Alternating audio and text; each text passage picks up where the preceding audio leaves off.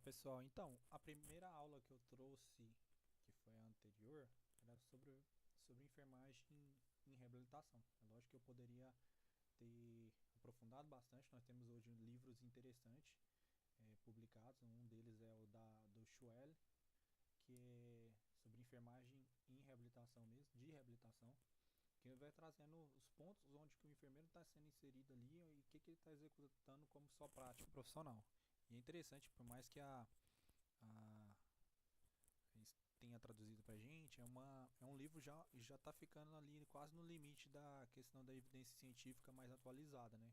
Por isso que nós temos que ter consideravelmente atualizações constantes. E aí a enfermagem de reabilitação, esse recurso, nós temos o Schwelle e nós temos mais um outro livro que eu não recordo a datação dele, mas basicamente de 2021 para trás, entendeu?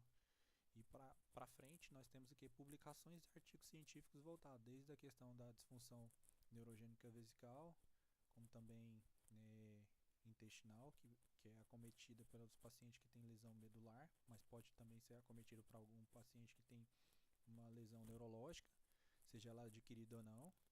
Então, assim, a disfunção neurogênica é a apresentação de hoje e vamos dar continuidade. Vão ser dois vídeos já repassados. Espero que vocês tenham facilidade para entender, assimilar o conteúdo. E fica uma recomendação: tem um livro de neurourologia, se não me engano, uroneurologia, alguma coisa assim nesse sentido, que é de 2017. Ele serve pra gente, eu só não me recordo o nome do autor agora no momento, mas ele serve como parâmetro pra gente, né, para entender como que funciona, né, como que nossa bexiga ela atua nesse critério. Nessa aula aqui, geralmente eu gosto de mostrar esse vídeo, se vocês quiserem colocar depois na internet, fica muito bom. Vou falar como que funciona a bexiga normal, como que ela tem toda a mensagem que é né, enviada até a questão da bexiga e como que o nosso organismo consegue identificar. Então, uma bexiga normal ali, nós temos que pensar que é um músculo liso, né? Então, ela tem que mandar uma resposta para a gente. Aí tem o centro pontínuo e o centro pontínuo vai ter os receptores ali que vai atuar, seja para o preenchimento, seja também para o esvaziamento quando intencional. Por isso que durante esse processo de que nós chamamos de habilitação, primeiro antes de passar na reabilitação, a criança ela vai urinando na fralda, ela vai urinando na roupinha ali, até ter controle da bexiga para conseguir urinar no piniquinho, depois ir pro vaso em si, é, desfraldando durante esse processo. E existe também a estimulação também, né? Estimulação precoce dependendo como que for, mas depende muito de cada âmbito e o que se precisa, certinho? Aqui eu não vou aprofundar muito, mas se vocês tiverem curiosidade, coloca no YouTube lá, bexiga normal, como funciona. Bexiga e vai ter todas essas questões. Para nós é um pouquinho mais complicado abranger, porque é uma parte mais urológica, mas nós temos algumas noções de como a nossa bexiga ela preenche e como ela envia as mensagens para o nosso cérebro, lembrando do comando para esvaziar e preencher.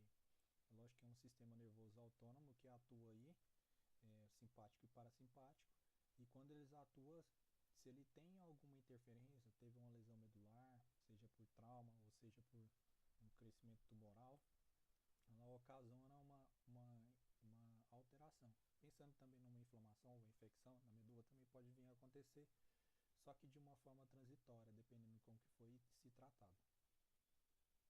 Então, sistema nervoso simpático e parasimpático, só para vocês entenderem, nós temos sistema nervoso, nós temos sistema nervoso central, encéfalo e medula espinhal, e nós temos o sistema nervoso periférico, o somático e o autônomo. Aí nós temos o simpático e o parasimpático. Só para vocês entenderem que vai ter uma figurinha, vai mostrar, né, que o simpático, como que ele atua, quais órgãos que atua.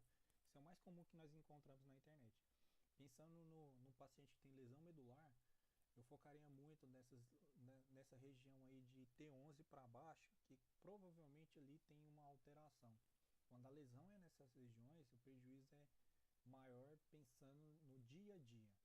Pensando em lesões que ocasionalmente o paciente perde tanto na parte motora quanto na parte funcional, quanto mais alta a lesão, pior fica, certinho? Então pensando no dia a dia, se a pessoa ela tinha a condição dela ir até no banheiro, esvaziar a bexiga, esvaziar o intestino, e agora ela está numa cadeira de roda, ela não consegue esvaziar, ela não tem esse controle. Por quê? Porque teve uma lesão naquela região, então tem todo o prejuízo. Então, regiões acima de C, na literatura você acha até C8, mas de 6 para cima, que são lesões mais altas, essas regiões são mais prejudiciais, pensando na função motora, sensitiva e o acometimento, onde que esse paciente ele vai ter, dependendo de como que for, às vezes ele não tem pinça, não vai conseguir ter autonomia para algum, algumas tarefas do dia, né? Que é os AVDs e as IVDs também vai ser prejudicado. Então, só para vocês terem conhecimento, é lógico que teria que nós poderíamos explicar bastante aqui, mas só para vocês terem noção como que funciona. A região torácica, nós temos ali o rim, a parte do intestino grosso, intestino delgado. Aí nós temos do simpático, basicamente nessas regiões. E aí, no parasimpático, é mais na região sacral. Só para vocês terem uma noção como que funciona, né? Enquanto um estimula, dilata ou acelera, o outro freia, o outro fica mais constritor, entendeu? Então um atua no freio do outro. Então assim, e vocês podem ver, ó, tanto que essas lesões mais baixas, ó, pensando aqui na região torácica, pensando aqui ó, de T12 para baixo, ó, tanto que afeta 3 órgãos especificamente, né, o intestino grosso, a bexiga e a genitária especificamente. Lesões ali de L2 para baixo, lombar para baixo, é pior ainda, pensando na função vesical e pensando na região genitália, certinho? Isso nós vai falar mais pra frente, no canal tem sobre sexualidade, já comentando sobre. Então a lesão medular geralmente é um dos principais, né, que acomete a questão de uma síndrome neurológica que pode levar a caracterização tanto de déficits motores, sensoriais e autônomos, dependendo e a variar o nível da lesão e a extensão da lesão. Geralmente é comum ver o que? Acidente de moto e carro, né, que tecnicamente é o topo, que levam a uma lesão podendo ser entre transversal, em alguns casos até longitudinal bem pior, porque a estrutura óssea até onde que a medula passa ali, ela fica prejudicada. Então aí nós temos as causas inflamatórias, infecciosas, neoplásicas, vasculares, degenerativas, doenças neurológicas, malformações congênitas e metabólicas. E as lesões elas podem ser traumáticas e não traumáticas, são os dois grandes grupos. Traumática, nós vamos pensar de acidente, tipo uma queda de uma árvore, acidente de moto, acidente de carro, mergulho em águas rasas, e não traumática, podendo ser um tumor naquela região, uma infecção, podendo ser que pode ocasionar, né, uma mielite. Então, bexiga neurogênica, uma das, né, além da lesão medular, a pessoa ela também pode adquirir uma bexiga neurogênica, que é uma disfunção do trato urinário inferior, também conhecido como LUTS, né, Lower Urinary Tract Symptoms. Então, é decorrente de uma lesão no sistema nervoso central e periférico, pode alterar e repercutir numa hiperatividade do detursor, o que nós vemos naquele livro de neurologia, nós vemos essa questão da hiperatividade do detursor para lesões mais altas. Para as lesões mais baixas, nós vemos uma questão de uma hipoatividade, mas tem outros critérios a serem avaliados. Já vi também pacientes com lesões ali de L1 para baixo ali com dificuldade de terem esse controle, mas geralmente nós temos que lembrar onde que fica o arco, né? O arco medular, ou para nós verificarmos se há ou não essa hiperatividade. Mas pode acontecer também o sinergismo detursor esfincteriano, perda da complacência. A complacência é a capacidade, né, de preenchimento vesical, e a diminuição da capacidade de armazenamento, né? Essa complacência é a forma que o organismo tem para o quê?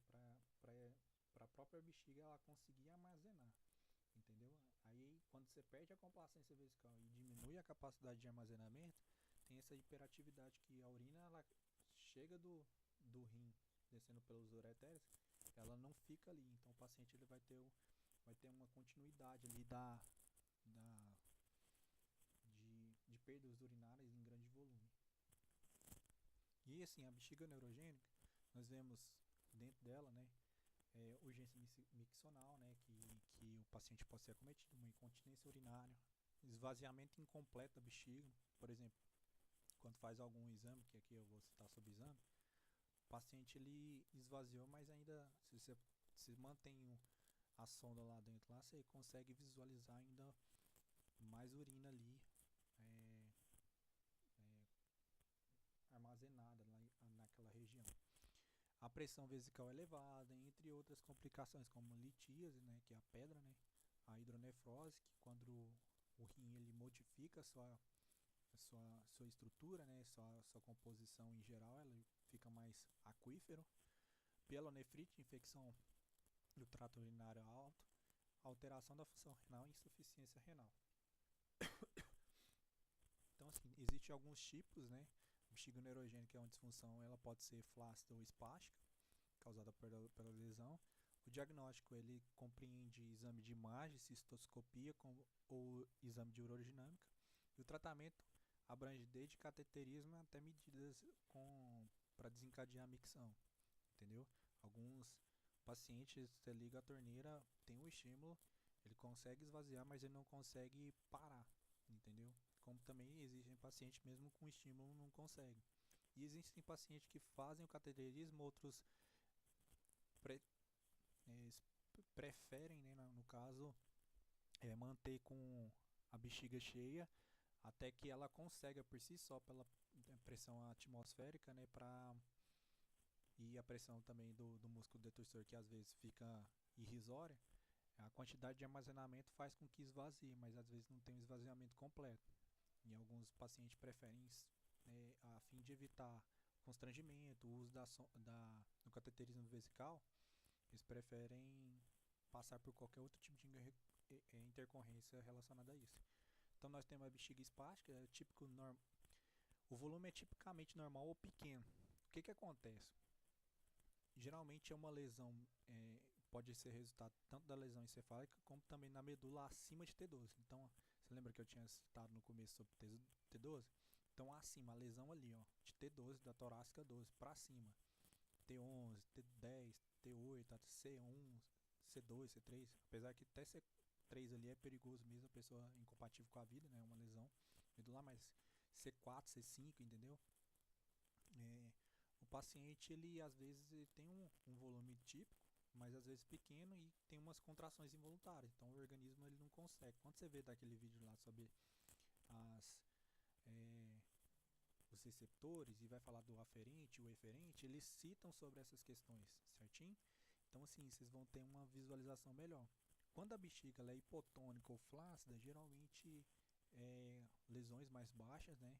O volume é grande e a pressão baixa que faz o esvaziamento e não há contração. Aí você vai ouvir o termo arreflexa, que ela não tem esse essa condição reflexa de esvaziamento, né? Que no caso seria como se fosse uma contração involuntária. Pode ser resultado de lesões do nervo periférico ou lesões espinhal a nível de S2 e S4. Então, lesões mais baixas, dependendo de L2 para baixo, fica muito ruim para o paciente. Esse paciente ali tem prejuízo ali tanto na função vesical quanto na função intestinal, quanto na função também sexual. Então, os tipos, né, nós temos padrões também, né, das bexigas espásticas e FAC, que pode ser causada por doenças como sífilis, diabetes, tumores na medula cerebrais, acidentes vasculares, ruptura do disco intervertebral, doenças degenerativas e desmielinizantes, esclerose múltipla e ela. Urodinâmica é o padrão ouro, né, para identificar se esse paciente ele tem uma bexiga imperativa ou hipoativa, né, no caso. E aí tem o volume pós-miccional, que também é um critério para avaliar. Por exemplo, o paciente ele chegou agora, ele diz para nós, ele foi admitido agora lá numa internação de reabilitação funcional. E aí ele fala que está sentindo, ele sente quando está preenchendo a bexiga e fala que consegue urinar tranquilo, né? Aí você pode fazer o volume residual pós-miccional. Se tiver uma ultrassonografia para avaliar esse volume residual pós-miccional, show de bola. Se não, o paciente ele faz cateterismo intermitente, geralmente, se ele faz o cateterismo intermitente, é porque ele já utilizou o cateterismo anteriormente. Se ele não utilizou, você está podendo correr o risco desse paciente ter uma infecção urinária. Então existe um mecanismo para evitar dessa infecção urinária. Como fazer esse volume residual pós-miccional? O paciente ou o acompanhante, no período manhã, tarde e noite, pelo menos uma vez, ele avisa que ele urinou de forma espontânea. Logo em seguida, o enfermeiro ele vai lá para fazer o quê? O cateterismo vesical para esvaziamento, que seria o cateterismo de alívio, sem ser o CIL. O CIL utiliza ou luva de procedimento, que é um escândalo para quem sai da faculdade e não conhece sobre o universo da reabilitação, né? Como também, ou então pela higienização da mão, o autocateterismo, entendeu?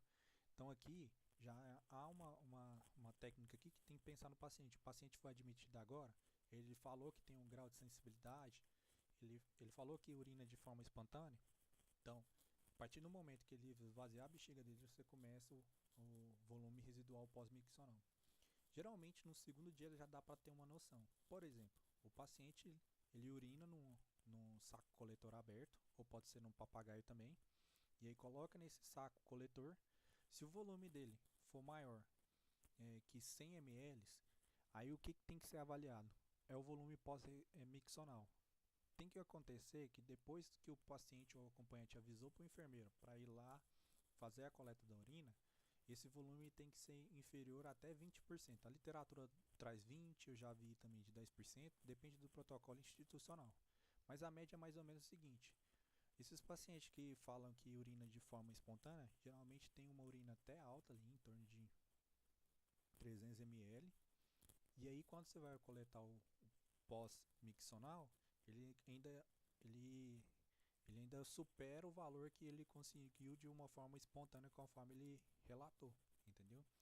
E o agravante do volume residual pós-miccional também é a demora para se coletar. O ideal é que seja 30 minutos depois, porque se fosse pelo ultrassonógrafo, vocês já teriam um valor que estaria ali naquele momento. Existem pacientes que mudam também o padrão miccional, mas depende do tempo também de lesão medular. Depois que passam uma fase ali inflamatória, a medula ela consegue voltar, dependendo como que for, parâmetros, se não iguais, parecidos, ou talvez tem paciente mesmo com processo tirando a inflamação, ele não consegue retornar até o padrão miccional normatizado. Nós tem a ultrassonografia renal e bexiga, né, que aqui poderia servir também como volume residual pós. A creatinina sérica também dá para avaliar, e existem outros exames, né, cistografia, cistometria, cistoscopia, com ou sem o exame de urodinâmica. O exame de urodinâmica é bem tranquilo, se vocês tiverem interesse, só colocar lá urodinâmica, você consegue ver, às vezes você vai ver tipo uma maca que tem um buraco no meio, onde que fica um recipiente embaixo. Para quê? Porque é feito, se caso o paciente urina de forma espontânea, ele pode fazer o urofluxometria ali já descartar qualquer hipótese de um volume residual prejudicial. Mas se o médico pedir também o volume residual que pode estar ficando nesse paciente, principalmente paciente que tem HPB é hiperplasia prostática benigna, geralmente esse paciente vai ter dificuldade ali para o esvaziamento, certinho? E aí por isso que fazem a urodinâmica passando uma sonda vesical de alívio, né? Mas conectado a um computador, e é feito um volume com água destilada durante esse período. Tratamentos, né, para bexiga neurogênica, nós temos a proteção do trato urinário superior, a promoção do esvaziamento completo e a aquisição da continência, embora não venha acontecer, a qualidade e controle de complicações. Qual que é o tratamento? Existe a questão do CIL ou CVIL, e aí a partir do CIL e CVIL, o paciente ele pode voltar ou aproximar daquilo que ele tinha como autonomia.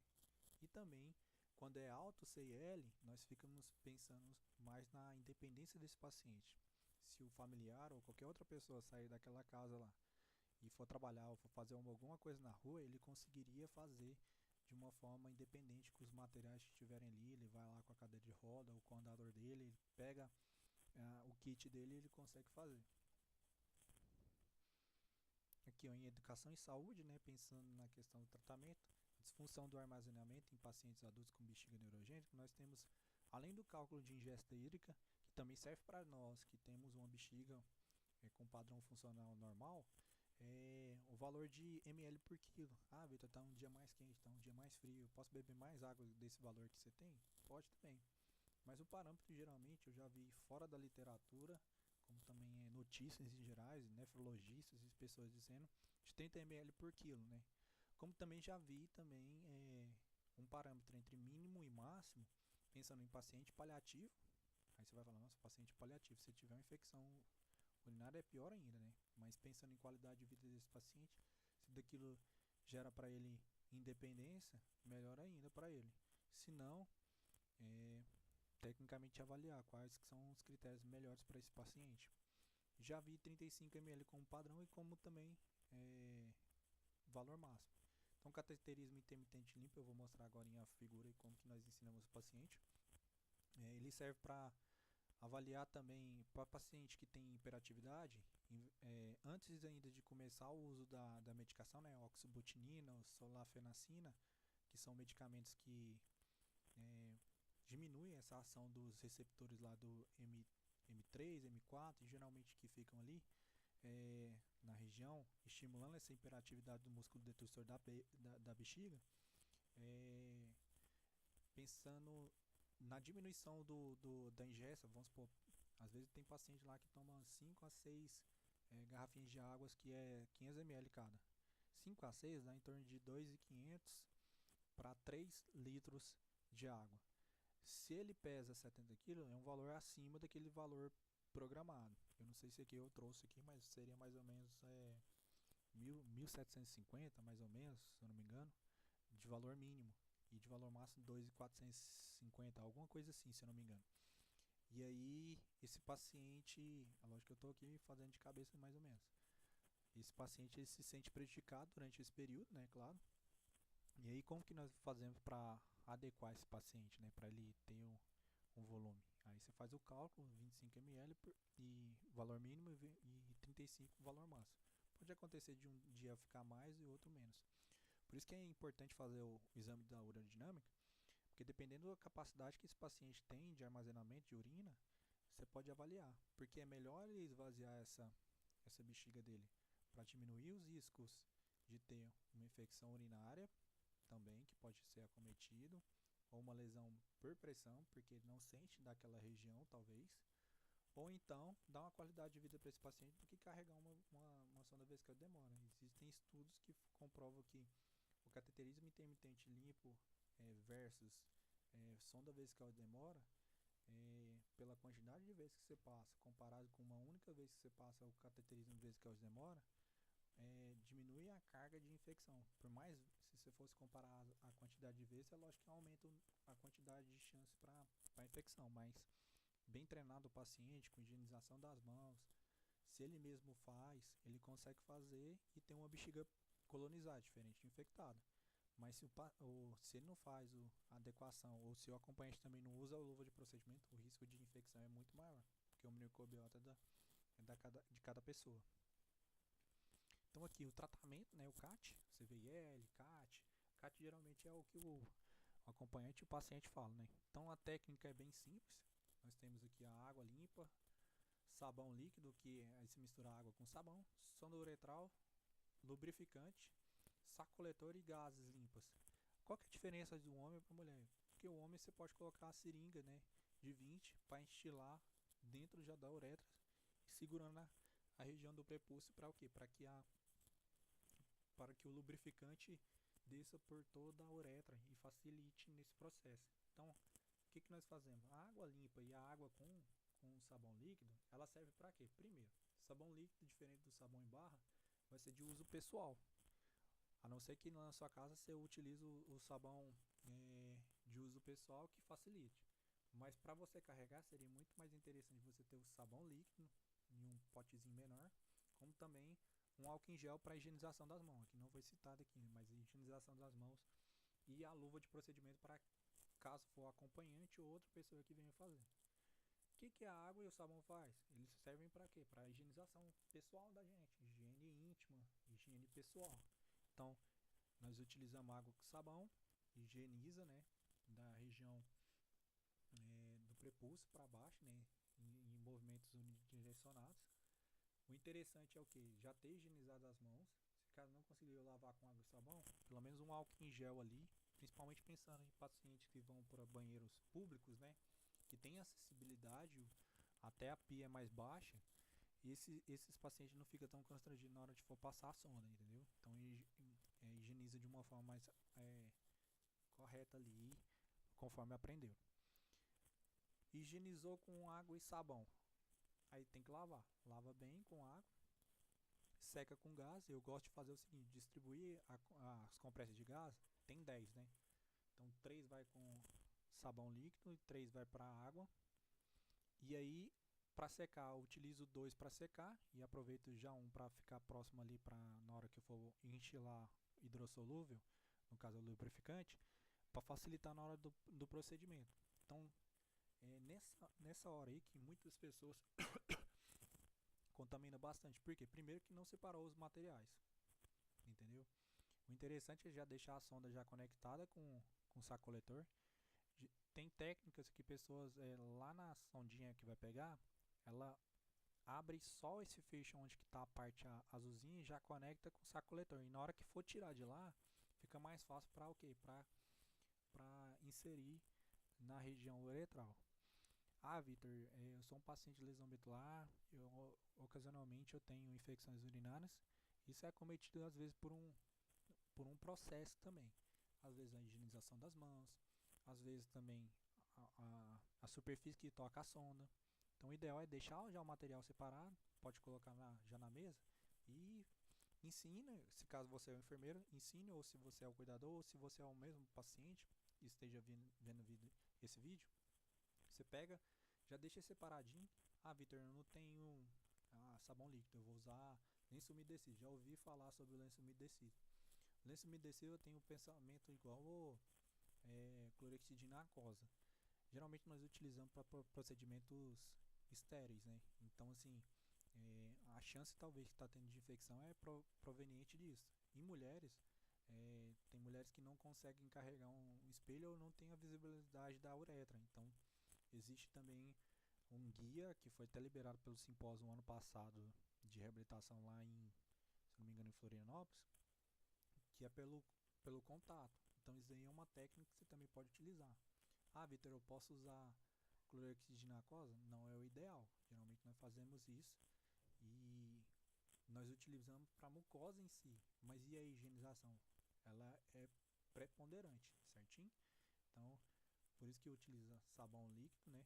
No caso, para deixar mais tranquilo. Então separa o material, distribui ele bem para você ter esse acesso para pegar, entendeu? Ah, tem a mesinha lá, ou a mesinha de mar, ou qualquer outro lugar. Separa esse material certinho, coloca o copo fácil para o paciente também entender e pegar de uma forma mais tranquila. As compressas de gás eu sempre abro elas e deixo à disposição do paciente para ele ir pegando e colocando na água limpa, na água com sabão. A sonda uretral mais o saco coletor já ensino ele também para deixar armazenado dentro do invólucro, né? Por quê? Porque aí protege a ponta que ela não vai contaminar em nenhuma superfície. E o lubrificante você pode estilar no verso do papelzinho da gás para o quê? Para não pegar no meio. Ou então você pode colocar em uma das gases também, que facilita.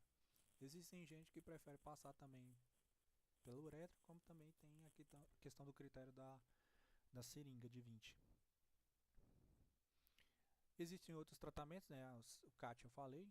Existe os tratamentos também medicamentosos, né? Que é a oxabutinina, a tolderodina, já ouvi falar, solifenacina, comentei aqui um pouquinho. O que acontece? Essas medicações deixam o paciente com boca seca, então aparentemente dá vontade de beber água por causa da boca seca, né? E a ideia é o que? Para que o músculo detrusor, esses antimuscarínicos, por isso que eu falei M3 e M4, mas na verdade é M1 e M4, M1 e M3 na verdade, eles vão ter uma atividade que chama anticolergênica. Então ele tem a afinidade com esses receptores E aí eles fazem com que essa atividade ela não seja tão intensa, então assim não seja tão ativados em todos os critérios. E eles temos em torno de mais ou menos de 868 referências que falam relacionado a esse tratamento para alguns tipos de paciente com doença de Parkinson, esclerose múltipla, acidente vascular cerebral e danos na coluna, né, que pode ser desde lesão medular adquirida por acidente, né, as traumáticas ou as não traumáticas também. Ó, educação e saúde, né, existe também alguns outros recursos, né, tem gente que faz cirurgia que coloca como último recurso, né, existe uma drenagem vesical contínua e intermitente, dependendo de como for as sequelas, né? Existe a esferectomia para homens, né, que converte a bexiga em um condutor de drenagem aberto. Existe a risotomia também sacral S3, S4, converte a bexiga espástica em flácida, ou seja, ela fica mais hipoativa em vez de hiperativa, diminui o risco de lesão por pressão por causa da questão sensitiva, né, prejudicada. A derivação urinária pode ter um conduto ileal e ureterostomia, que também pode ser um caminho. Existem alguns pacientes que usam sonda vesicular de demora porque querem mesmo. Existem também pacientes que preferem não, né? Não tiveram a capacidade de esvaziar de forma espontânea e teve que fazer cistostomia. Existe também o esfíncter artificial inserido cirurgicamente, controla de uma forma mecânica, né, a capacidade vesical. É, mas tem que ter habilidade motora superior para conseguir, né, seguir as instruções. Se o paciente não aderir, ele pode ocorrer em situações a risco à vida, né, como insuficiência renal e urosepsia, né, que é a sepsia em região urológica, né, todo acometimento urológico. Então, algumas referências. Então, assim, para explicar, para ficar mais fácil ainda, acho que o tratamento aqui, que entra o ex da questão, é o enfermeiro saber instruir de uma forma correta a questão do cateterismo intermitente limpo. Então, uma dica para todos: separe bem o material. Comece o que? Água limpa, você pode pegar mesmo lá numa pia mesmo. Água com sabão líquido. Geralmente em alguns hospitais já tem um dispenser de sabão. E lá você pressiona, né? Instila também. E aí já deixa separado. Aí você tenta organizar a mesa que fique fácil para o paciente aprender a fazer o auto-CL. Ah não, o paciente não tem condições de fazer o auto-CL. Então, a primeira vez você pode até instruir o acompanhante ou o cuidador, ou esposo ou esposa, dependendo como for, como que vai fazer com esse paciente. É bom inicialmente demonstrar e na segunda vez narrar para a pessoa fazer. Por quê? Porque se você for fazer todas as horas, quando esse paciente for de alta, você não vai conseguir orientar ele, entendeu? Então separa a água com sabão, a sonda uretral já faz a conexão mostrando para ele como que faz, pegando essa parte onde que tem a cor no catéter, que é onde que faz a drenagem, geralmente por onde que nós fazemos a sondagem vesical, né? Já conectando com o saco coletor ao ponto de não contaminar a ponta, principalmente a ponta. Abre a compressa de gases, deixando a amostra o lado onde que estiver retira mesmo o papel que está por trás, né? Um papel que reveste ali, que é estéreo mesmo. Você pode falar para ele que ali vai ser o campo estéreo dele também, não tem problema dele, porque ele, não necessariamente estéreo, mas você pode mencionar para ele que ali ele pode colocar o lixinho dele, colocar as gases dele depois de higienizar, entendeu? Ou ele ou ela, certinho. Conectou, tá tudo bonitinho. Se você tiver seringa de 20, abrir no verso e depois colocar de novo, abrir no verso não, abrir a seringa, deixar um velcro também com a ponta guardadinho para o que? Para que ela não toque em uma superfície e seja ela também o fator de contaminação. Às vezes as mesas que tem no apartamento ou no leito lá do paciente são mesas que o próprio paciente utiliza para higienização, né? Ou higienização não, para alimentação. E quando ele faz isso, às vezes fica uma sujidade ali. Aí não tem, ele não vai levantar da cadeira dele e às vezes nenhum acompanhante vai lá levantar para o que? Para higienizar. Então isso aí também é interessante ficar atento, certinho. E no mais, o procedimento em si é bem tranquilo. Nas mulheres, higienização anteroposterior, né? Porque você trazer da região do colo para colo não, né? Da região da vagina para dentro, você vai levar é, além da região mais mucosa, um aspecto ali, se caso a mulher tiver um corrimento ou qualquer outra coisa, o risco dela ter uma infecção urinária no procedimento de higienização. Então, higienização anteroposterior, ou seja, da parte da frente para trás, certinho, passando a gase de uma forma unidirecionada. A técnica inicial é interessante fazer a higienização primeiro dos grandes lábios, porque é onde que você vai fazer a, a abertura, né? Para visualização. Se for o alto CL, a mulher já vai estar com as mãos higienizadas. Se for o homem, já vai estar com as mãos higienizadas para pegar na região do pênis e o prepúcio em si, para ter a exposição. E no mais, a instilação da lidocaína, eu já vi pacientes que nem utilizam, como também já vi pacientes que utilizam e, e às vezes acaba muito rápido, né? Quando nós vai fazer o pedido para a prefeitura, às vezes acaba muito rápido. E o enfermeiro reabilitador tem autonomia, como o enfermeiro mesmo, que está numa unidade de reabilitação, ele coloca ali quanto que precisa ser dispensado para ele, certinho? Espero ter contribuído na formação de vocês aí, que Deus abençoe vocês ricamente. Existe também um vídeo, se você colocar na cateterismo intermitente limpo, USP, tem um videozinho de animação como que ensina tanto homens quanto mulheres para fazer o procedimento, certinho? Fique com Deus.